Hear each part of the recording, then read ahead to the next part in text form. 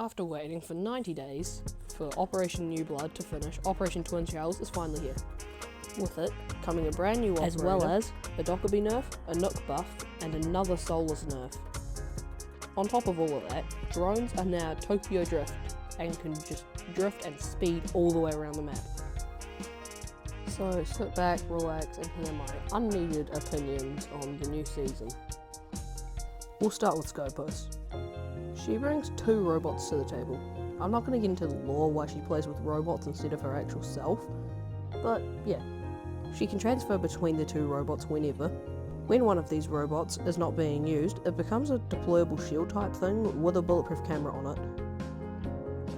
Now, they both have separate health, so if one of them's really low and you're on the really low one, you can change to the one that's high health and just basically be fully healed. Now obviously, since they're a robot, they can't be affected by dock stims, rock armor, anything like that. They also can't be seen by glads, which is pretty good. As well as the new operator, she's brought along a new gun, being the PCX-33. It has no recoil, like physically none. It's amazing to use, it feels super nice. So if you get the battle pass and you're using it, this gun will make you happy. Now, the feature where you can swap between shells or robots can be used in a way that you're about to see.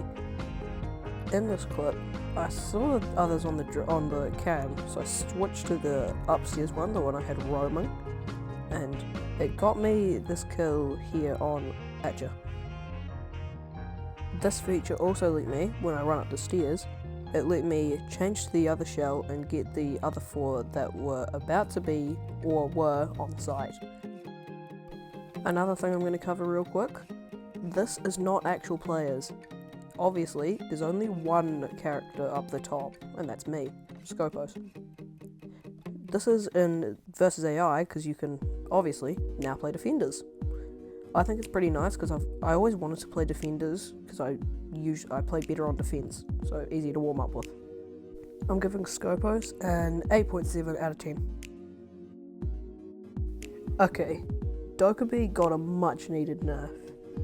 The fact that you could constantly call people just to annoy them or to get them to stand still, like hanging out the call for longer, it was very annoying. It wasn't very balanced. So it's also not how I played Dokkaebi in the first place, but it's now the new nerf. It's made it so you don't get your call until 45 seconds into the round. It's forcing people to use the calls more sparingly, so that they use it how she's intended to be played. She's intended to be played, or how I play her, is when you think someone's near you and you're not sure, you use the call, listen out for the sound cue, and then you can use the sound cue to get the kill. Pretty easy, but also very effective. It's not the biggest nerf, because she still has one of the best DMRs in the game, doing 60 damage per shot, and the telescopic sights, which not much DMRs have, surprisingly. And she also has 2 of the best secondaries in the game, being the SMG-12, what I'm using in right now, and the C75 Auto. She also does have the Gon 6 if you really want to go that route, but being that both her weapons are semi-auto and one of them only has 2 shots, I'd say you're going to take one of the other 2. Now we've got the camera dodging woman herself, Nook, and I quite like the buff actually. So basically it makes it so the ability, the charge only goes down when you're sprinting or rappelling. If you're walking, then it just doesn't go down. So you could just walk in and get stopped every camera from seeing you, just by walking. And it forces a lot of people to play her more stealthy and slow, unlike what I've seen a lot of people do, just absolutely full rushing, which is kind of what I'm doing in the clip here, but who cares. It forces people to play her slower and more stealth. because if they can just keep her ability online for the whole time just by walking, then the only thing that can see you is the eyes of aroma, which is kind of OP because if they see you on a cam, they obviously can't ping you for their teammates to go kill you. Also, the FMG9 now has reduced recoil, even though it didn't have much in the first place, and my friend Shadowblade, or Declan, doesn't like it, even though he is a Nook main. Okay, the Soulless nerf, definitely unneeded. It's insult to injury times 10. It's like shooting the corpse of your dead opponent. Why? You nerfed the hell out of her last season, and now you've done this. Basically, if you don't know, there's a little yellow box on Soulless's screen when she's using her ability. You can only see devices if they're in that box.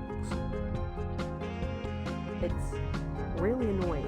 You also need to scan the device to actually know what it is. It sucks.